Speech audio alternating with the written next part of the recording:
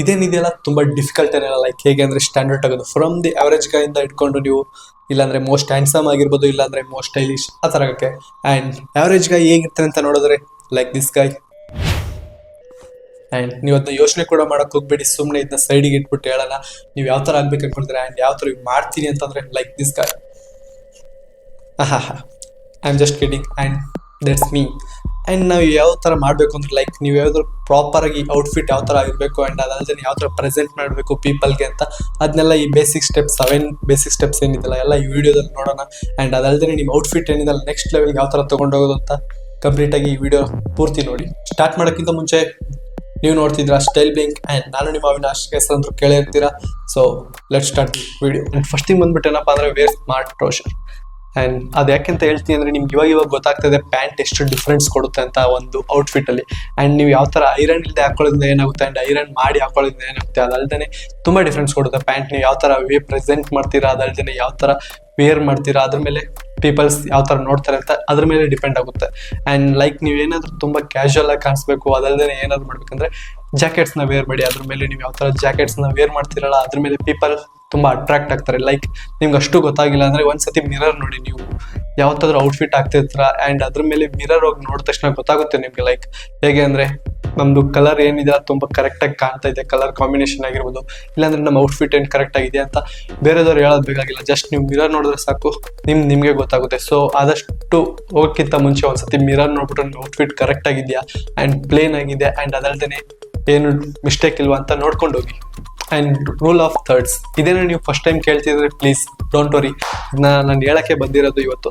And ನೀವು screen ಮೇಲೆ ಕಾಣ್ತಾ ಇದೆ ನಿಮ್ಗೆ ಯಾವ ಥರ ಡಿಫ್ರೆನ್ಸ್ ಇದೆ ಕಾಣ್ತಾ ಇರುತ್ತೆ. ನೀವೇನಾದರೂ ಇದನ್ನು ಚೂಸ್ ಮಾಡಿದ್ರೆ ಸೊ ನಿಮಗೆ ಫ್ಯಾಷನ್ ಸೆನ್ಸಲ್ಲಿ ತುಂಬ ನಾಲೆಜ್ ಇದೆ ಅಂತ. ಅಕಸ್ಮಾತ್ ನೀವೇನಾದರೂ ಇದನ್ನು ಚೂಸ್ ಮಾಡಿದ್ರೆ ಪ್ಲೀಸ್ ಹೋಗ್ಬಿಟ್ಟು ಇವಾಗಲೇ ಹೋಗ್ಬಿಟ್ಟು ನಾನು ಸಬ್ಸ್ಕ್ರೈಬ್ ಮಾಡಿ ಅದಲ್ಲದೆ ನೀವು ಫಸ್ಟಿಂದ ನನ್ನ ವೀಡಿಯೋ ಎಲ್ಲ ನೋಡೋಕ್ಕೋಗಿ. I am just kidding guys. And ಅದೇನು ಹೇಳ್ತೀನಿ ಅಂದರೆ ನಿಮ್ಗೆ 1/3 ಆ್ಯಂಡ್ 2/3 ಏನಿದೆಯಲ್ಲ ಅದು 2/3 ಏನು ಅಂತಾರಂದರೆ ಪ್ಯಾಂಟ್ ಎಷ್ಟಿದೆಯಲ್ಲ ನಿಮ್ಮದು ಅದು ಬರುತ್ತೆ ನಿಮ್ಗೆ 2/3 ಅಂತ ಪಾರ್ಟ್ ಎಲ್ಲ. ಅದರಲ್ಲಿ ನೀವು ಯಾವ ಥರ ವೇರ್ ಮಾಡ್ತೀರಾ ಪ್ಯಾಂಟ್ ಅದರಲ್ಲಿ ನೀವು ಯಾವ ಥರ ಪ್ರೆಸೆಂಟ್ ಮಾಡ್ತೀರಾ ಅದರಲ್ಲಿ ಹೋಗುತ್ತೆ. ಆ್ಯಂಡ್ ಅದಲ್ಲದೆ 1/3 ಅಂತ ಏನಿದೆ ಅಪ್ಪರ್ ಪಾರ್ಟ್, ಲೈಕ್ ಯಾವ ಥರ ಜಾಕೆಟ್ನ ಹಾಕೋತೀರ, ಇಲ್ಲಾಂದರೆ ಜಾಕೆಟ್ ಅಂತ ಅಷ್ಟೇ ಅಲ್ಲ, ಜಾಕೆಟ್ ಹಾಕೊಂಡಾಗ ನೀವು ಯಾವ ಥರ ಟಿ ಶರ್ಟ್ನ ವೇರ್ ಮಾಡ್ತೀರಾ ಆ್ಯಂಡ್ ಅದನ್ನಲ್ಲದೆ ಯಾವ ಥರ ಇನ್ಶರ್ಟ್ ಮಾಡ್ತೀರಾ ಅಂತ ಡಿಪೆಂಡ್ ಆಗುತ್ತೆ. ಸೊ ಯಾವತ್ತೇ ನೀವೇನಾದರೂ ಜಾಕೆಟ್ ಹಾಕೋಬೋದು ಏನಾದರೂ ಇರ್ಬೋದು ಆ ಪ್ರಕಾರನೇ ನೀವು ಯಾವ ಥರ ಟಿ ಶರ್ಟ್ನ ವೇರ್ ಮಾಡ್ತೀರಾ ಅದ್ರ ಮೇಲೆ ಡಿಪೆಂಡ್ ಆಗುತ್ತೆ. ಲೈಕ್ ನೀವೇನಾದರೂ ಫುಲ್ ಹಂಗೆ ಪ್ಲೇನ್ ಆಗಿಬಿಟ್ರೆ it's not look good guys. ನೀವು ನೋಡ್ಬೋದು ಸುಮಾರು ಜನ ಯಾವ ಥರ ಕಾಣ್ತಾರೆ ಅಂತ, ಲೈಕ್ ಇಟ್ ತುಂಬ ಅಗ್ಲಿಯಾಗಿ ಕಾಣುತ್ತೆ ನೀವು ನೋಡ್ಬೋದು.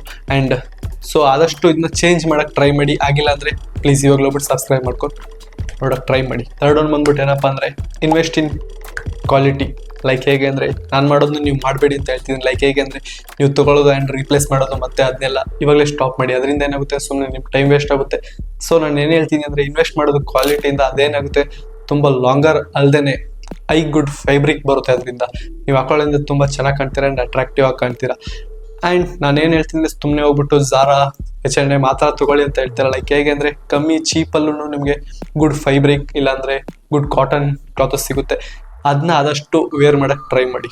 You are the average of your closest friends. Surround yourself with the stylish peoples. Like ನಿಮ್ಮ ಫ್ರೆಂಡ್ಸ್ ಗ್ರೂಪಲ್ಲಿ ಏನಾದರೂ ನಾರ್ಮಲ್ ಆಗಿ ಡ್ರೆಸ್ ಹಾಕ್ತಿದ್ರು ಆ್ಯಂಡ್ ಸ್ಟೈಲಿಶ್ ಆಗಿ ವೇರ್ ಮಾಡ್ತಿದ್ರು ಅಂದರೆ ಇವಾಗಲೇ ಗ್ರೂಪ್ನ ಬಿಟ್ಬಿಡಿ.